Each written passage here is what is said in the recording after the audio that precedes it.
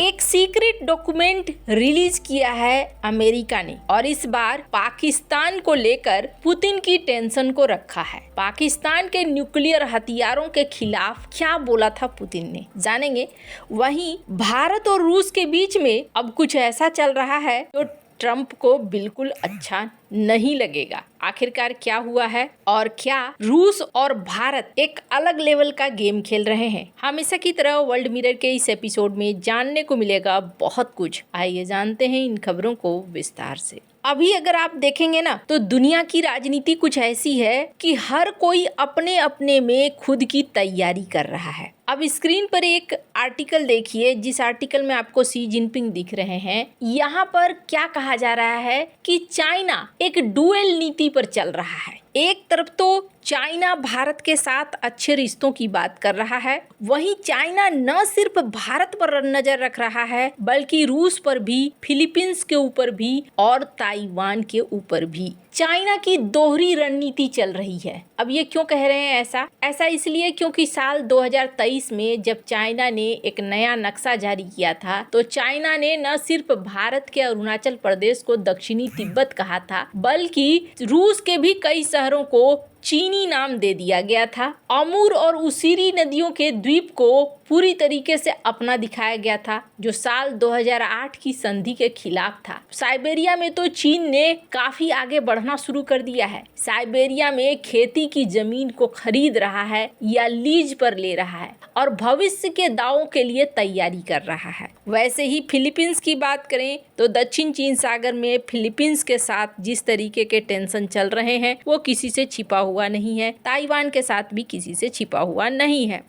China का मकसद क्या है? चाइना का मकसद लगभग जगजाहिर है। पहले ताइवान, फिर साउथ चाइना सी, फिर भारत, फिर रूस। सबके लिए इन्होंने प्लान कर करके रखा हुआ है कि कब तक चाइना अपने आप को उस तरफ बढ़ाने की कोशिश कर रहा है। लेकिन अभी आप देखेंगे कि चाइना और भारत के बीच में दोस्ती वाले खेल चल रहे हैं। वहीं दूसरी तरफ रूस की बात अगर करें तो रूस को चाइना और पाकिस्तान दोनों ने मिलकर एक बड़ा झटका दिया। कहाँ झटका दिया है? लीबिया में। चाइना सीधे नहीं आया, लेकिन यहाँ इसने पाकिस्तान को भेजा, जिसके बाद कुछ इस तरीके के आर्टिकल छपने लगे, रूस लीबिया में हार गया। क्यों ऐसा कहा जा रहा है? ऐसा कहने के पीछे ये कारण है कि लीबिया के पूर्वी हिस्से को कंट्रोल करने वाले फील्ड मार्शल खलीफा हफ्तार, जो कि एलएनए से है, यानी लीबियन नेशनल आर्मी से, इन्होंने पाकिस्तान को 16 JF-70 थंडर फाइटर जेट्स और 12 सुपर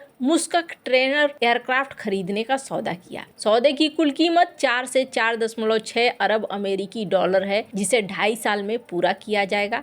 ये सौदा पाकिस्तान के आर्मी चीफ फील्ड मार्शल असीम मुनीर और हफ्तार के बेटे सद्दाम खलीफा हफ्तार के बीच मीटिंग में फाइनल हुआ। हवाई, जमीनी, समुद्री उपकरण शामिल हैं, जिसमें मुख्य आकर्षण है JF-17। JF-17 को क्यों चुना? JF-17 पाकिस्तान और चाइना का जॉइंट प्रोडक्ट है। ब्लॉक 3 वर्जन में आयसा रडार, चीनी इंजन इसमें लगा हुआ है। रूसी इंजन पर निर्भरता नहीं है। चीनी हथियार इस्तेमाल करता है और सस्ता मेंटेनेंस आसान है। हफ्तार ने रूसी जेट्स जैसे सुखोई 35, MiG-29 को नकार दिया। इसके बजाय JF-17 को चुना। क्यों? रूस के सामान को अब नहीं लेना चाहता है लीबिया। साल 2011 में UN आर्म्स एम्बार्गो है, लेकिन कई देश बेचते हैं। रूस लीबिया में लंबे समय से हफ्तार का समर्थक रहा, लेकिन ये सौदा दिखाता है कि उसका प्रभाव कम हो रहा है और JF-17 लीबिया का 5वां ऑपरेटर बनेगा और ये रूस के लिए एक बड़ा झटका है। हालांकि इस डील में चाइना सामने नहीं आया, लेकिन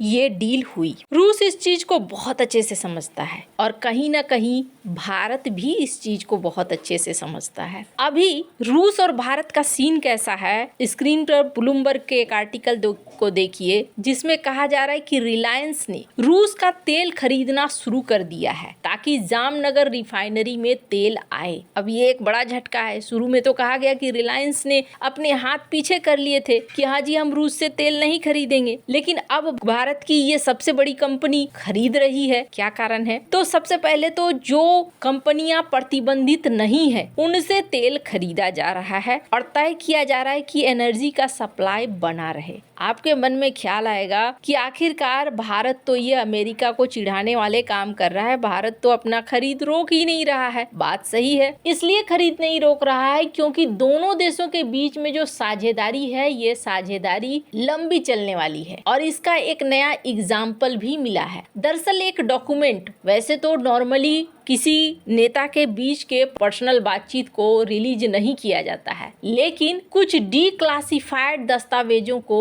रिलीज कर दिया गया है अमेरिका की तरफ से और इसमें रूसी राष्ट्रपति व्लादिमीर पुतिन और पूर्व अमेरिकी राष्ट्रपति जॉर्ज डब्ल्यू बुश के बीच साल 2001 से 2008 तक की निजी बातचीत को भी शामिल कर दिया गया है। इस निजी बातचीत में दो बातें हुई है। पहली बात तो यूक्रेन को लेकर हुई है और दूसरी बात पाकिस्तान को लेकर हुई है। यूक्रेन को लेकर उन्होंने कहा है कि यूक्रेन प्राकृतिक रूप से राष्ट्र नहीं है बल्कि सोवियत काल में कृत्रिम रूप से बनाया गया एक राज्य है। फिर इन्होंने कहा कि द्वितीय विश्व युद्ध के बाद यूक्रेन को पोलैंड, रोमानिया, हंगरी से पश्चिमी क्षेत्र मिले हैं। फिर पुतिन ने यह भी कहा कि रूस ने सोवियत संघ के पतन के समय अपनी इच्छा से हजारों वर्ग किलोमीटर क्षेत्र छोड़ा है जिसमें यूक्रेन शामिल है जो सदियों से रूस का हिस्सा था। यूक्रेन की 1/3 आबादी रूसी है और पूर्व पश्चिम में सांस्कृतिक विभाजन गहरा है। नाटो के कई यूक्रेनियन के साथ दोस्ती है और ये चीजें इन्होंने कही थी। कहने के साथ इन्होंने चेताया था साल 2008 में कि अगर अमेरिका या नाटो यूक्रेन में आगे बढ़ता है या यूक्रेन को नाटो में शामिल किया जाता है तो फिर ये एक ऐसा टकराव होगा जो लंबे समय के लिए खड़ा होगा। ये बात इन्होंने कही थी। जॉर्ज डब्ल्यू बुश और पुतिन में भी रिश्ते काफी अच्छे बताए जाते थे, लेकिन पहली बात तो ये यूक्रेन को लेकर इनके विचार इन्होंने सबके सामने रख दिए कि उस समय ही पुतिन ने क्या कहा था और दूसरा इन्होंने पाकिस्तान के बारे में भी कह दिया। पाकिस्तान को लेकर राष्ट्रपति पुतिन ने कहा था कि पाकिस्तान के न्यूक्लियर हथियार मुझे टेंशन देते हैं और हमें लगता है कि ऐसे देशों के पास ये हथियार नहीं होने चाहिए। पाकिस्तान और ईरान दोनों का जिक्र हो रहा था, दोनों के बीच सहयोग को लेकर भी बात हो रही थी और जॉर्ज बुश ने कहा कि हाँ, ये हमें भी टेंशन देता है कि ऐसे लोगों के पास परमाणु हथियार होना सही नहीं है। अब आपके मन में सवाल आएगा कि अच्छा, ये डॉक्यूमेंट इस वक्त रिलीज क्यों किया गया? तो आपको बता दूं, एक एक्ट है अमेरिका में, फ्रीडम ऑफ इंफॉर्मेशन एक्ट। इसमें जब कोई केस करता है, मुकदमा दायर किया जाता है तो वो जीतता ही जीतता है